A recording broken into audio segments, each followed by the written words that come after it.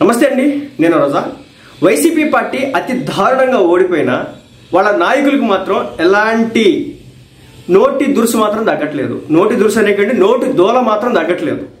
మీ అందరికి కూడా తెలిసిందే, ఒక పక్క పేర్ని నాని గారు ఈ మధ్య రెచ్చిపోతున్నారు, అంబటి రాంబాబు గారు రెచ్చిపోతున్నారు. ఇక ఆ తర్వాత వచ్చేసి రోజారెడ్డి గారు నిన్న చూసినారు కదా, ప్రసన్న కుమార్ రెడ్డి గారు ఎలా మాట్లాడినారు. సో ఇలా ఉందన్నమాట వైసీపీ పార్టీ నేతల పనితీరు, మాట తీరు. వీళ్ళలో మార్పు రాదు, వీళ్ళు మారరు, వీళ్ళలో ఏమాత్రం కూడా స్కోప్ లేదు. ఎందుకంటే పవన్ కళ్యాణ్ ఒక డ్రామా ఆర్టిస్ట్ అని చెప్పేసి రోజా గారు ఒక స్టేట్మెంట్ అయితే ఇచ్చినారన్నమాట. అంటే పవన్ కళ్యాణ్ గారు సినిమాలు చేస్తారు కాబట్టి డ్రామా ఆర్టిస్టు, మరి అదే సినిమా రంగంలో ఉన్నటువంటి మీరే ఆర్టిస్టు అని చెప్పేసి జనసేన పార్టీ కార్యకర్తలు అడుగుతున్నారు. మన దాకొచ్చేపాటికేమో మనం ఒకలా మాట్లాడతాం, మనల్ని ఎవడైనా ట్రోల్ చేస్తేనేమో మనం మాట్లాడేటువంటి మాటల్ని, ఆ తీట మాటల్ని ఎవడైనా ట్రోల్ చేస్తే మాత్రం వాళ్ళ మీద రెచ్చిపోతాం, చెలరేగిపోతాం, వాళ్ళ మీద కేసులు పెట్టాలంటాం, తర్వాత దొంగేడుపులు ఏడుస్తూ ఉంటాం. కానీ అదే పవన్ కళ్యాణ్ మాత్రం డ్రామా ఆర్టిస్ట్ అని చెప్పేసి ప్రచారం చేస్తారా అని జనసేన పార్టీ కార్యకర్తలు అడుగుతున్నారు. ఎందుకంటే ఈమె గారు ఒకసారి వైజాగ్ వెళ్ళే నేపథ్యంలో పవన్ కళ్యాణ్ గారు అక్కడ ఉంటే కొన్ని వైసీపీకి జనసేన మధ్య గట్టి హోరాహోర్ జరుగుతూ ఉన్న నేపథ్యంలో ఆ టైంలో మిడిల్ ఫింగర్ చూపించిందన్నమాట ఈమె జనసేన పార్టీ కార్యకర్తలకి, జనసేన పార్టీ నాయకులకి. సో అలాంటి క్యారెక్టర్ ఈ రోజున పవన్ కళ్యాణ్ గారిని ఉద్దేశించి డ్రామా ఆర్టిస్ట్ అంటూ ఏం మాట్లాడడం జరిగింది. ఏం చెప్తుంది, AP deputy CM Pawan Kalyan ఒక డ్రామా ఆర్టిస్ట్ అని వైసీపీ నేత రోజా ఎద్దేవా చేశారు. ఆమె ఎద్దేవా ఎప్పుడు చేస్తూనే ఉంటారు. ఆమె పని ఏంటంటే ఎద్దేవాలు చేయడమే. అసెంబ్లీ గేటు తొక్కనివ్వను, ఇలా ఓపడాలు, అంటే పవన్ కళ్యాణ్ గారి వ్యక్తిగత జీవితం గురించి మాట్లాడాను, ఆయన భార్యల గురించి మాట్లాడాను, ఇంకా నారా లోకేష్ గారి గురించి, అదేవిధంగా భువనేశ్వర్ గారి గురించి, బ్రాహ్మణి గారి గురించి ఇష్టం వచ్చినట్టుగా మాట్లాడాను. ఈమెకి ఇదే పని. ఈమె పాలసీ పరంగా విమర్శించిద్దా పవన్ కళ్యాణ్ డిప్యూటీ సీఎం అయినాడు, ఆయన పోర్ట్ఫోలియోలో 5 శాఖలు ఉన్నాయి, ఈ శాఖలు ఇది చేయట్లేదు, నువ్వు పవన్ కళ్యాణ్ చెప్పేసి క్వశ్చన్ చేసిద్దామని అనుకుంటా ఉంటే ఈ రోజైనా ఈ వైసీపీ పార్టీ నాయకులంతా ఈ రోజైనా బయటకు వచ్చి, పవన్ కళ్యాణ్ నువ్వు 5 శాఖలు తీసుకున్నావు, నీ శాఖలు ఈ పని జరగట్లేదంటాయా, ఇదే పరిస్థితి అని చెప్పేసి ఏ ఒక్కరైనా అడుగుతారు అనుకుంటే కనుక లేదు. పవన్ కళ్యాణ్ నువ్వు సినిమాలు చేసుకుంటా ఉన్నావు, పవన్ కళ్యాణ్ నువ్వు హైదరాబాద్ వెళ్ళిపోతూ ఉన్నావు, పవన్ కళ్యాణ్ నువ్వు ఫ్లైట్లో తిరుగుతూ ఉన్నావు, ఇది తప్ప పవన్ కళ్యాణ్ నీ పంచాయతీరాజ్ శాఖలో నువ్వు చేయలేదు అని చెప్పేసి క్వశ్చన్ చేయండి, చూద్దాం. అప్పుడు పవన్ కళ్యాణ్ గారు కూడా రియాక్ట్ అవుతారు వెంటనే. కానీ వీళ్ళకి అది ఉండదు.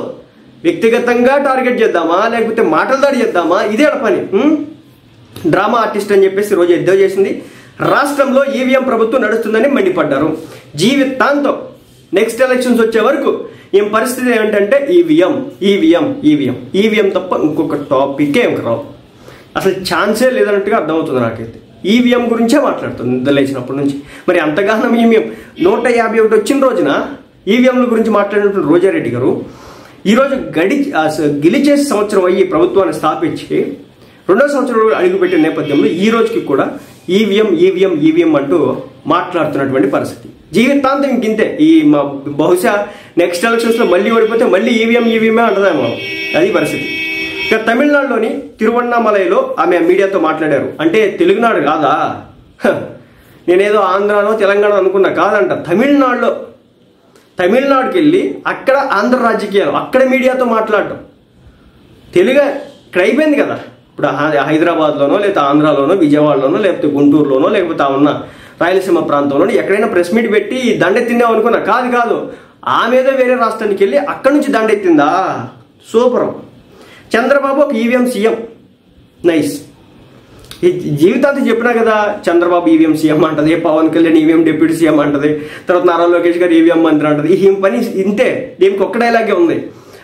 ఈ డ్రామా ఆర్టిస్ట్ అంది కదా, సో ఈమెకి వచ్చినటువంటి ఏంటంటే ఒకే ఒక dialogue, Pawan Kalyan EVM deputy CM, Chandrababu Naidu EVM CM, Nara Lokesh వచ్చేసి ఈవీఎం మంత్రి, ఈవీఎం మినిస్టర్. ఇదే పని, ఇది తప్ప ఇంకోటి ఏం లేదు.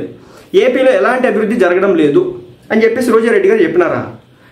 ఏపీలో ఏం జరగట్లేదా?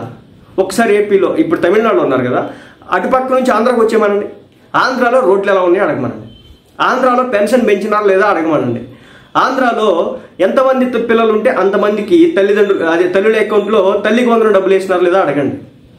అదేవిధంగా ఆంధ్రాలో ఉన్నటువంటి ఎవరైతే వైట్ రేషన్ కార్డు హోల్డర్స్ ఉంటారో, అదేవిధంగా దీపం పథకం ఎవరికైతే ఉంటుందో వాళ్ళందరికీ ఫ్రీగా సంవత్సరానికి 3 సిలిండర్లు ఇస్తున్నారు లేదా అడగండి.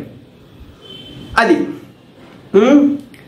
ఎలాంటి అభివృద్ధి జరగడం లేదు. ఒక్కసారి అభివృద్ధి జరగాలంటే కనుక అమరావతి వెళ్ళండి.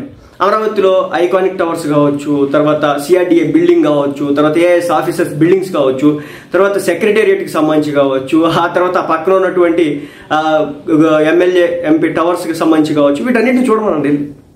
గ్రూప్కి సంబంధించినటువంటి అధికారులు ఎవరైతే ఉద్యోగులు ఉంటారో వాళ్ళకి సంబంధించిన భవన నిర్మాణ సముదాయాన్ని చూడమను. అంటే మరి ఈమె క్వశ్చన్ చేయడానికి అరే అన్ని లక్షల కోట్లు, అన్ని వేల కోట్లు ఖర్చు పెట్టి ఒక పక్క అమరావతి జరుగుతూ ఉంటే ఇంకో పక్క మన వైజాగ్కి సంబంధించి మొన్న మీరు చూసినారు, ఏకంగా కాగ్నిజెంట్ని తీసుకొచ్చినారు, టీసీఎస్ని తీసుకొచ్చినారు. ఆ తర్వాత రాయలసీమ ప్రాంతానికి ఏకంగా క్యాంపా ఏదైతే రిలయన్స్ వాళ్ళకి సంబంధించి ఉందో కొన్ని వేల కోట్లతో అక్కడ కంపెనీని ఏర్పాటు చేస్తున్నారు. ఏదైతే క్యాంపా వాళ్ళ ఏదైతే సాఫ్ట్ డ్రింక్ ఉందో దాన్ని ఏర్పాటు చేస్తున్నారు. ఇంత జరుగుతూ ఉంది. ఇంకో పక్కన వచ్చేసి ఆయిల్ రిఫైనరీస్ని తీసుకొచ్చినారు. ఇలా జరుగుతూ ఉంటే ఏం జరగట్లేదు. ఆంధ్రాలో ఏం జరగట్లేదు. సంక్షేమం సామాన్యులకు అర్థమవుతోంది ఏం సంక్షేమం జరుగుతుంది, ఏం లేదనేది. నెక్స్ట్, ఏపీలో ఎలాంటి అభివృద్ధి జరగదు. మీ కళ్ళకి కనిపించదు.